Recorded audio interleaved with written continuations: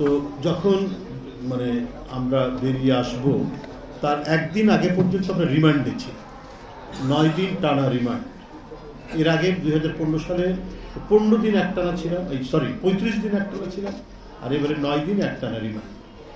আরও আমাদের অনেক নেতা কর্মীরা এটা ছিল।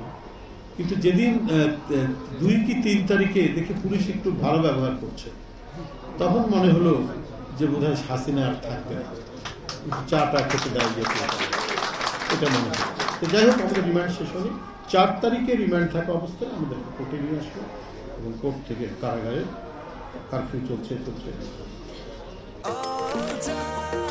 নিশ্চিন্তে খান স্বাস্থ্যকর অল টাইম পান, অল টাইম হেলদি লাইফ। যে আজকে যারা এই বিপ্লবের সাথে সম্পর্ক, আমরা পরস্পরের অনেক বিষয়ে সমালোচনা থাকবে। আমি এর আগেও বলেছি, অন্তর্বর্তীকালীন সরকারের নানা কাজ দিয়ে আমরা সমালোচনা করব, আমরা কথা বলবো, কিন্তু তারপরেও ডক্টর ইউনূসকে আমরা ব্যর্থ হতে দেব না। কারণ তিনি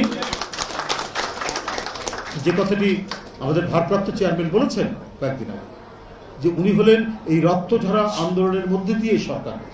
হ্যাঁ, কনস্ট্রাকটিভ সমালোচনা যাতে হয়, আমরা যে সমালোচনা করছি আবার পাশাপাশি দেখুন বসে একসাথে আমরা কথাও বলছি, মানে আপনার ডেমোক্রেটিক কালচারে তো এটাই হবে।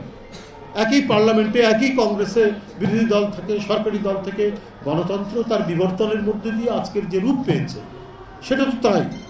বিরোধী দল সরকারি দল পাশাপাশি বসবে, কিন্তু একে অপরের সমালোচনা করবে।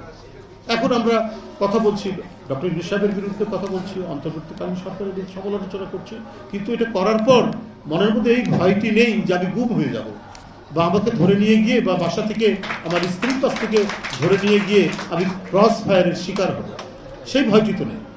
কমপক্ষে ওই জায়গা থেকে তো আমরা মুক্তি পেয়েছি, ওইটুক নিঃশ্বাস তো আমরা নিতে পারছি। সুতরাং একটি গণতান্ত্রিক পরিবেশ থাকলে পরে সেখানে অনেক কিছুই সম্ভব।